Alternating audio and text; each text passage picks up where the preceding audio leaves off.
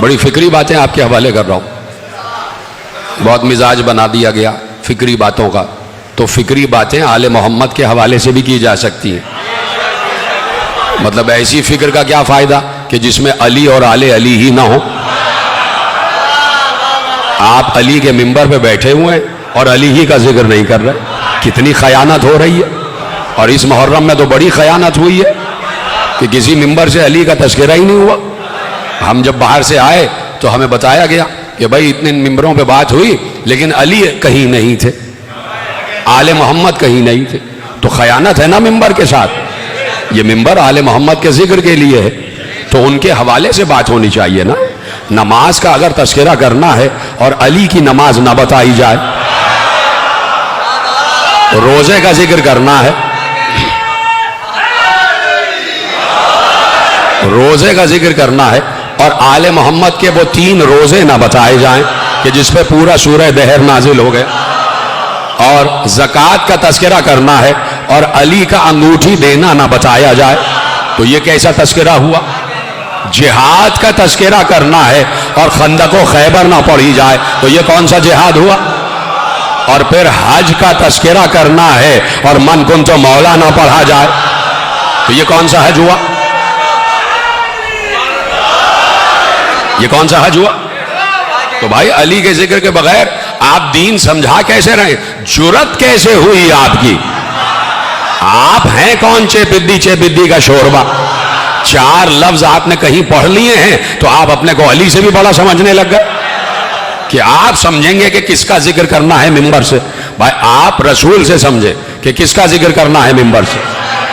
آپ پیغمبر سے پوچھے کہ یہ ہم نے, پیغمبر نے 23 برس, آپ اٹھا کے پڑھیے پیغمبر کے خطبے بھی موجود ہیں, 23 برس پیغمبر نے شریعت کی باتیں بھی بتائی ہیں اور علی کی تعریف بھی کی ہے, علی بھی کیا, تو وہ باتیں کیوں بھول جاتے؟ تو آپ اتنے بڑے تو نہیں ہو گئے بھائی. اور آپ کو ہم اتنا بڑا کیوں مانیں جب آپ علی جیسے بڑے کو نہیں مانتے؟ علی کا مطلب بلند ہے, علی کا مطلب بڑا ہے. تو بھائی یہ بڑی شخصیتیں ہیں, یہ بڑی ہستیاں ہیں. قبر میں ان کے متعلق سوال ہوگا, جن کو آپ نے کچھ بنا لیا ہے ان کے متعلق سوال نہیں ہوگا. سوال ہوگا علی کی ولایت کے بارے میں, اور یہی بتائیں گے جواب. اگر جواب دنیا میں معلوم ہوگا اور یقین کرو گے تو بتائیں گے. بھائی 2 دن گزرے, میرے 8ویں امام علی رضا علیہ السلام کا تذکرہ ہو رہا ہے, تو میں آپ کے حوالے ایک روایت کرتا ہوں کہ امام نے اپنے چاہنے والے بیٹھے ہوئے تھے لوگ, اور امام اپنے حجرے سے باہر صحن میں تشریف لائے, کچھ لوگ ملنے کے لیے آئے ہوئے تھے. تو امام نے کھڑے کھڑے کہا کہ سنو, ابھی ابھی ابن حمزہ بطائنی مر گیا اور اس کی قبر بنا دی گئی. میں اس کی قبر میں داخل ہوا. میں ان روایتوں کو پڑھنے کے بعد جتنے چاہنے والے ان کے چہروں کو دیکھتا ہوں کہ کیا یقین بھی ہے یا نہیں. اپنے دور کا امام ہے, اپنے دور کا معصوم ہے, اپنے دور کا ولی ہے, اپنے دور کا قائم مقام ہے, اللہ کا قائم مقام, اللہ کا قائم مقام, اللہ کا نائب خدا وہی ہو کہ جسے اللہ نائب کہے, اور اللہ اپنے کسی نائب کو بھی بغیر معجزہ نہیں بھیجتا, بغیر معجزہ نہیں بھیجتا. تو امام نے ارشاد فرمایا کہ علی بن ابھی حمزہ بطائنی مر گیا اور میں اس کی قبر میں گیا تھا اور ابھی واپس آ رہا ہوں. اور کہا سنو, فرشتے اس کی قبر میں آئے اور فرشتوں نے اس سے سوال کیا. کیا سوال کیا؟ کہ تمہارا رب کون ہے؟ اس نے جواب دیا. تمہاری کتاب کیا ہے؟ اس نے جواب دیا.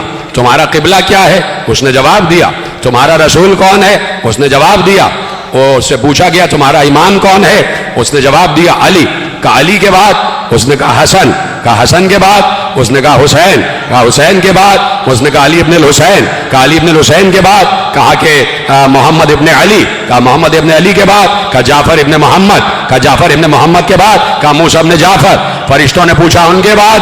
وہ چپ ہو گیا, اس لیے کہ وہ موسی کاظم کو قائم مانتا تھا اور واقفیہ فرقے کا تعلق رکھنے والا تھا, عقیدہ رکھنے والا تھا. وہ 7ویں امام کے بعد ان اماموں کو امام نہیں مانتا تھا, واقفیہ فرقہ تھا, اور وہ امام موسی کاظم علیہ السلام کو قائم باللہ مانتے تھے، قائم بالامر مانتے تھے، اور کہتے تھے کہ یہی آخرت میں اٹھ کے آئیں گے، اور ان کے بعد ان کی اولاد میں سے ایک ایک بیٹے کو وہ قائم مانتے رہے۔ امام علی رضا کا انہوں نے انکار کر دیا، اور ان کے بعد سارے اماموں کا انکار کر دیا۔ تو جہاں تک مانا وہیں تک بولا۔